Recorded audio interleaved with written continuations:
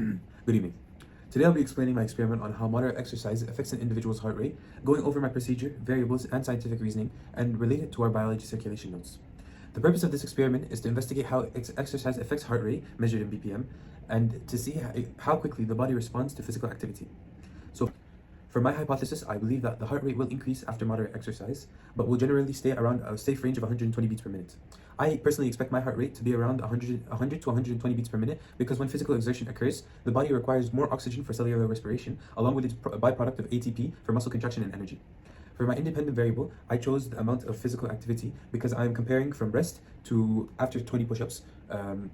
And for my dependent variables, I chose it is the heart rate because after doing the exercises, I have to measure how much my heart rate increases by. I do this by multiplying my heart rate in a span of 10 seconds by 6 to give us a full minute. The controlled variables. To ensure a fair test, I had to have the same following constants. I was the same person doing all the trials. It was the same exercise, which was scapular push-ups.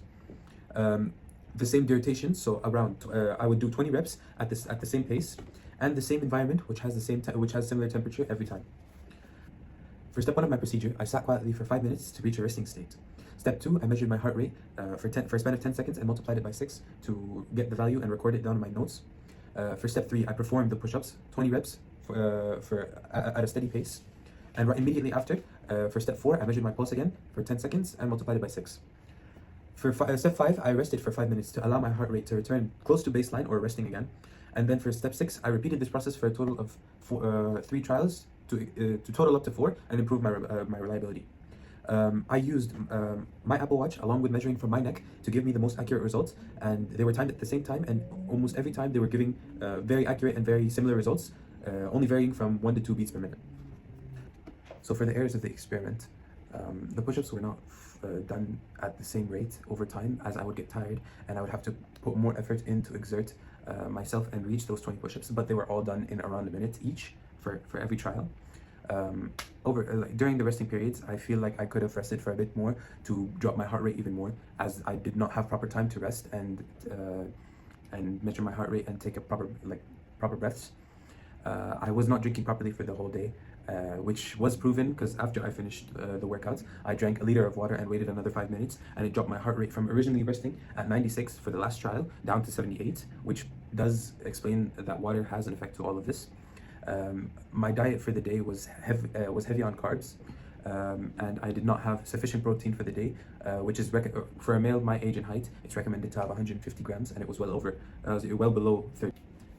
For my results, in total of the 4 trials, my resting heart rate varied from 75 to 96.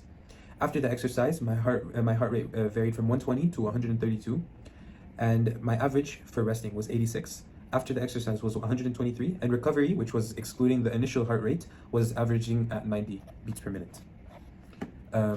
These results show an increase in heart rate after exercise in the trial, which prove my hypothesis. For a biological explanation, during exercise, muscles require more oxygen for cellular respiration. So as a result, the brain sends signals from the sinoatrial node, or the SA node, which increases the heart rate. The electrical signal travels through the atria, then through the bundle of His, and finally through the Purkinje fibers, causing stronger and faster ventricular contractions. The increases in stroke volume and cardiac output allowed for more oxygen to travel to my muscles and throughout my body.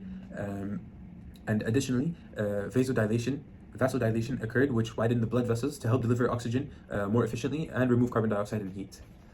In conclusion, the results support my hypothesis because heart rate increased after moderate exercise compared to resting conditions. This demonstrates how the cardiovascular system responds quickly to increased oxygen demand during physical activity. Thank you for listening.